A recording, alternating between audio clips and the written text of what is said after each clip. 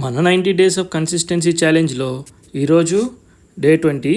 Morning లేచాక ఒక mango juice అయితే తాగి డే అయితే స్టార్ట్ చేశాను. ఇంక బ్రేక్ఫాస్ట్లోకి scrambled egg and bread toast prepare చేసుకుని తిని జిమ్కి అయితే స్టార్ట్ అయ్యాను అనమాట. జిమ్కి రీచ్ అయినా లేదో ఒక షాక్ అయితే తగిలింది. ఏంటి అంటే లిఫ్ట్లోకి ఎక్కుతుంటుంటే సడన్గా చేతిలోంచి మొబైల్ జారి పడిపోయింది. ఏం జరగకూడదు అనుకున్నానో అదే జరిగింది. ఫోన్ పగిలిపోయింది అనమాట. కొద్దిసేపు అసలు బ్రెయిన్ ఏం వర్క్ చేయలే. అసలు ఎలా పడిందో కూడా అర్థం కాలేదు నాకు చేతిలో నుంచి. అసలు ఇంకా కొంచెంసేపు అట్లా తలపట్టుకుని కూర్చుని ఇప్పుడు ఏం చేయాలి ఏంటి అని అనుకుని ఇంకా జిమ్ కూడా ఏం చేస్తాంలే వెళ్ళిపోద్దామా అనుకున్నా. సరేలే ఇంకెంత దూరం వచ్చాం కదా అని చెప్పని ఇంకా మూడ్ డైవర్ట్ చేసుకుని వర్కౌట్ అయితే స్టార్ట్ చేశాను.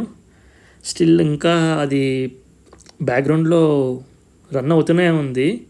1 or 2 days బ్యాక్ అనుకుంటా ర్యాండమ్గా ఫ్రెండ్తో మాట్లాడుతుంటే నేను అన్నాను, నాకు ఈ మొబైల్స్ అవి వాడాలంటే చాలా సఫికేటింగ్గా అనిపిస్తుంది, ఏదైనా కీప్యాడ్ మొబైల్ తీసుకుని యూజ్ చేద్దాం అనుకుంటున్నాను అన్న ఇదిలో కాన్వర్జేషన్ జరిగింది.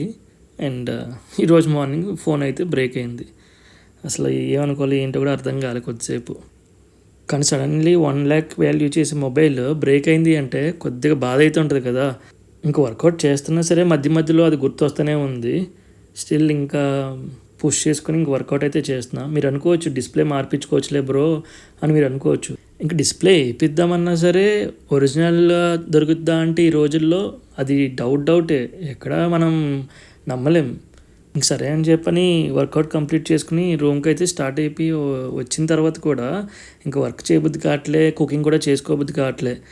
సో నేను ఇక్కడితో ఎండ్ చేసేసి వీడియో అప్లోడ్ చేద్దాంలే అనుకున్నా. దాని తర్వాత మళ్ళీ నాకు అనిపించింది నా స్ట్రెస్ని, నా కంఫర్ట్ జోన్ని, నాలో ఉండే చాలా భయాల్ని దాటుకొని నేను ఒక రీస్టార్ట్ కింద స్టార్ట్ చేశాను ఇప్పుడు.